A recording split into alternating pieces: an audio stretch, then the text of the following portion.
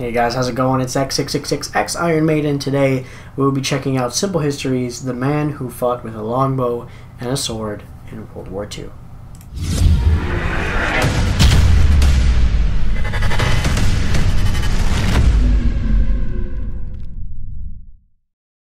Alright guys, so this is actually, we're actually going to kind of touch base on a subject that I'm a little bit familiar with. This man who went by the name of Mad Jack, we actually spoke about him a little bit when I was in basic training with the Canadian Forces, when we were covering military history, which you go over theory to a certain degree of the Canadian history to a certain degree, but we do touch on major fights we've been in. So obviously we cover a few other countries as well. And I remember just getting a little bit off of Mad Jack. So I'm hoping today to get more information from this video. We do a lot of simple history videos, but they're such nice videos. You get so much information from them, and you guys seem to like simple history as much as I do. Plus, I've started throwing in some other channels that you guys have suggested as well, that covers on history for our history days on Friday. So thanks to you guys who've suggested a few other channels. You'll be seeing some other videos from other channels down the line, but we do have a lot of simple history, I'm not going to lie. So without further ado, let's jump in and check this out. With a longbow and a sword in World War II. I just skipped the start because they John had Malcolm promotion there at the Fleming start. Churchill was born in Hong Kong and graduated from the Royal Military Academy at Sandhurst in 1926. He would later earn the nickname Mad Jack, or Fighting Jack, for fighting with a longbow, bagpipes, and a sword in World War II. Stationed at Burma with the Manchester Regiment in the British Army during peacetime made Mad Jack restless. It was during the interwar years, in the 30s, that he would master the bagpipes and ride his motorcycle across the entire Indian subcontinent. In 1936, after moving to England, Mad Jack left the army and became a model and a movie extra.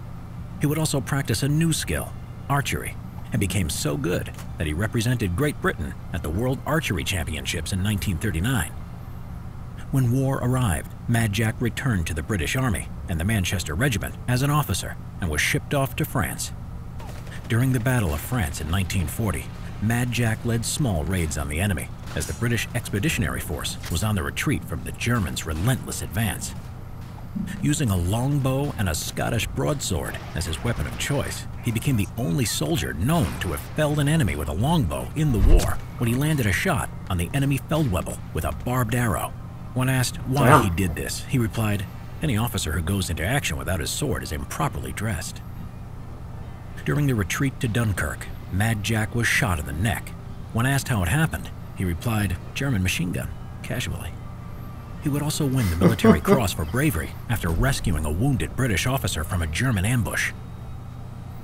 After Dunkirk, Mad Jack signed up for the just a machine gun. And when his training was complete, he was sent to Vagsø, Norway in 1941 as second in command of No. 3 Commando in Operation Archery.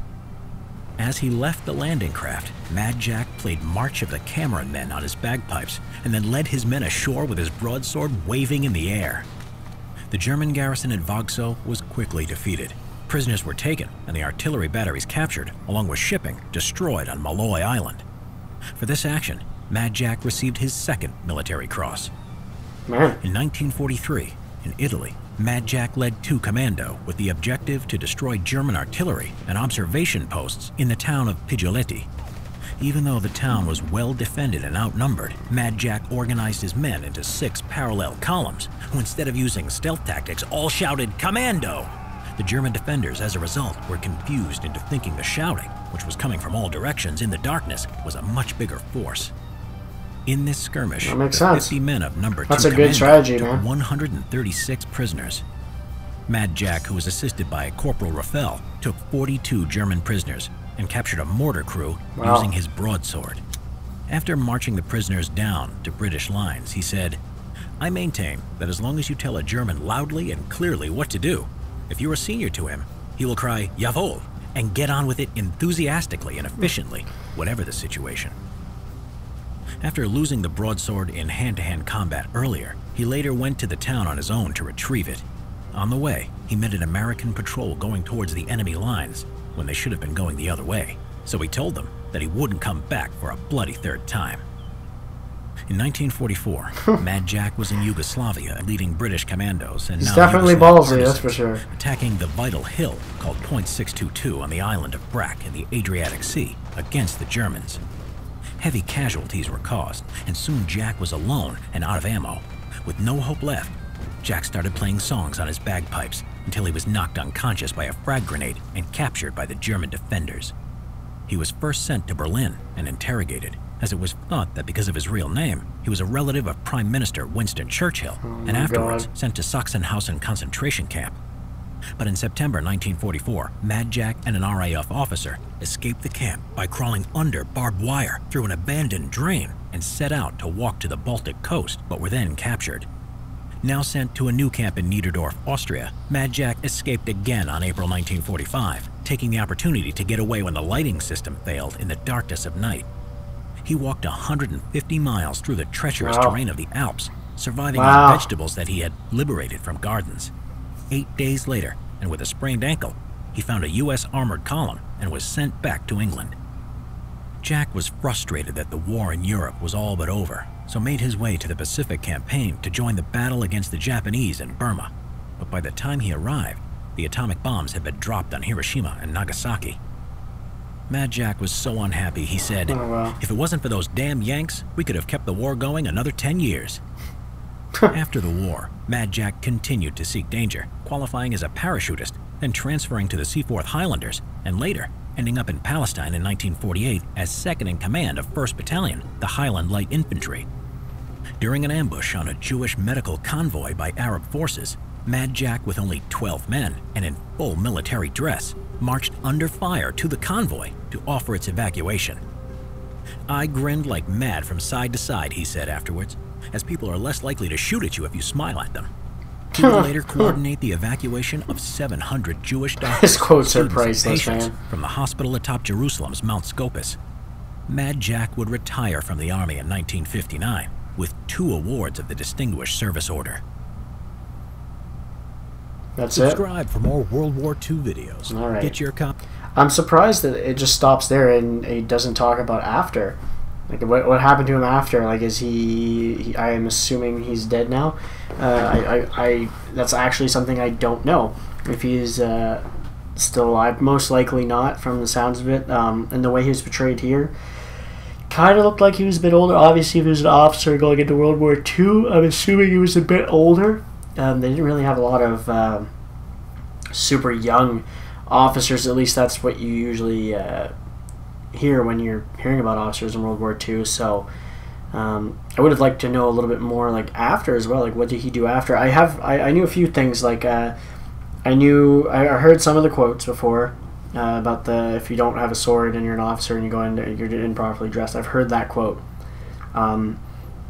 I've never heard the smiling quote though, which is hilarious. But it just shows like how. This guy definitely had some balls. I gotta give him that. He's just like walking straight through, smiling and just not getting shot at. But I did actually learn a lot of stuff here. You know, like I knew that he was upset the war ended, but I didn't know of all of his exploits that he did throughout the war. Like a few of these battles here, I didn't know, and I actually didn't know the full details of his escape from camp. I remember all I knew is that he had tried to escape from one. He did, and then he got caught, and then he got put in another one and escaped again and actually got away. But I didn't know the more complete details of that and how he escaped the second time and actually got back to Britain.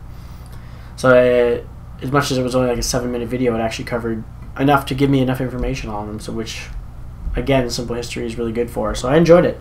I enjoyed it a lot, and I hope you guys did too. And if you did, make sure you hit that like button. Don't forget to subscribe to see more from me. I'm also on Patreon if you'd like to support the channel.